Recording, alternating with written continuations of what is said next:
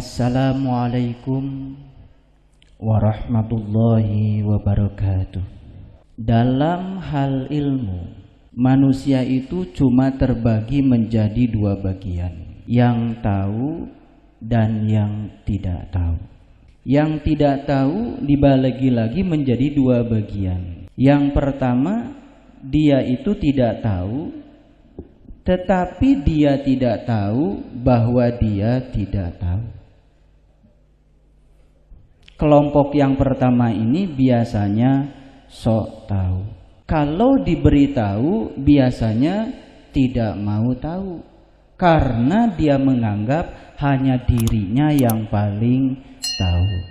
Kelompok yang kedua dari yang tidak tahu, dia itu tidak tahu, tetapi dia tahu bahwa dia tidak tahu.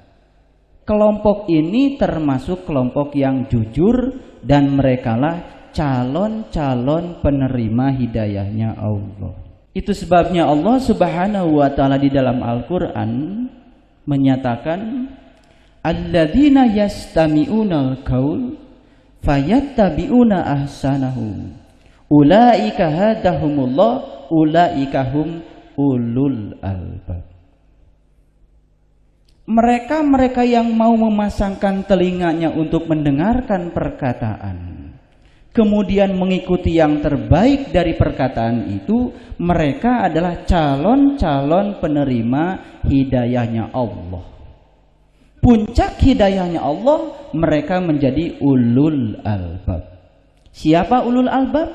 Alladzina yazkurunallaha qiyaman wa qu'udan wa 'ala junubihim, yaitu orang yang selalu ingat kepada Allah dalam keadaan berdiri, duduk, dan berbaring. Mereka yang selalu ingat kepada Allah dalam keadaan berdiri, duduk, dan berbaring, maka mereka yang disebut dengan ahli hikmah.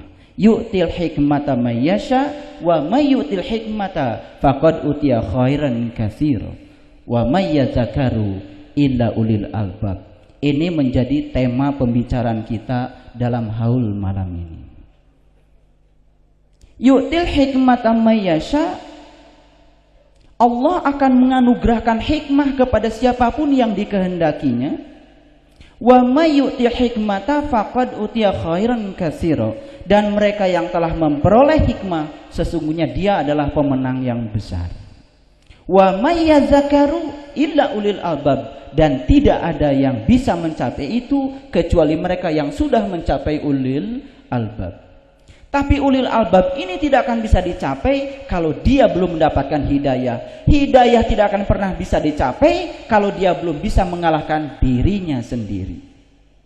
Tidak ada yang berbahaya di luar kita, karena sesungguhnya yang paling berbahaya adalah ketidakmampuan kita mengendalikan diri kita sendiri. Maka Quran setelah Al-Fatihah adalah Al-Baqarah, cerita tentang bagaimana kita memenggal keakuan kita, supaya kita yang asalnya tidak tahu dan kita tidak tahu bahwa kita tidak tahu, yang sering sok tahu berubah menjadi orang yang dia itu tidak tahu, tapi dia tahu bahwa dia tidak tahu. Ketika dia sadar bahwa sesungguhnya dia tidak tahu, kemudian dia tahu bahwa dia tidak tahu, puncaknya dia akan menjadi orang yang tahu, dan dia tahu bahwa dia tahu. Ini yang kemudian disebut dengan ulama. Itu sebabnya Rasulullah SAW menyatakan al-ulama warasatul anbiya. Sesungguhnya yang namanya ulama, mereka yang telah menjadi para pewaris Nabi. Setiap para pewaris berarti berijazah. Setiap para pewaris berarti mendapatkan mandat untuk menjadi wasilah. Yang tidak mendapatkan mandat, jangan menyatakan diri sebagai ulama. Tahu bukan berarti mengoleksi sejumlah pengetahuan. Tahu bukan berarti mengoleksi sejumlah ayat di kepala kita. Tahu bukan berarti mengoleksi sejumlah hadis di kepala kita. Tapi tahu adalah merasakan dan mengalami. Malam yazuk lam ya'rif. Yang tidak mengalami tidak akan bisa memahami. Agama bukan keterampilan berpidato. Agama bukan keterampilan membaca ayat. Agama bukan keterampilan menyampaikan hadis-hadis. Bukan itu agama. Agama adalah keterampilan merasakan kehadiran Allah di dalam diri kita. Bagaimana kita bisa merasakan kehadiran Allah kalau tidak pernah berkhalwat? Bagaimana bisa merasakan kehadiran Allah kalau kita belum bisa nol? Wala tamutuna illa wa antum muslimun. Janganlah kau mati sebelum engkau bisa menjadi seorang muslim. Muslim bukan sebutan bagi mereka yang berKTP-kan Islam, tapi muslim adalah sebutan tertinggi dari Allah bagi mereka yang sudah mampu merasakan rasanya Islam. BerKTP-kan Islam sangat mudah, tapi merasakan rasanya Islam, ini persoalan yang sulit. Hampir 13 tahun saya berkeliling di seluruh pesantren di seluruh Indonesia. Hanya satu yang saya cari, merasakan rasanya Islam. Saya pernah tidak tidur hampir 3 bulan. Apa yang menyebabkan saya tidak bisa tidur? Cuma satu, saya takut menghadapi kematian. Karena di Quran surat Al-Waqiah dinyatakan, ketika nyawamu sampai di kerongkongan, saat itu engkau melihat, aku lebih dekat kepadamu, tapi mengapa saat itu engkau tidak dapat melihatku? Pada saat nyawa sampai di kerongkongan, saat itu kita melihat, tapi kita tidak pernah mengenal yang kita lihat. Begitu yang datang menjemput kita tidak kita kenali. Akibatnya apa? Akibatnya begitu keluar ruh dari jasad ini, ruh dalam keadaan buta. Wa man kana fi hadhihi a'ma wa huwa fil akhirati a'ma wa adallu sabila.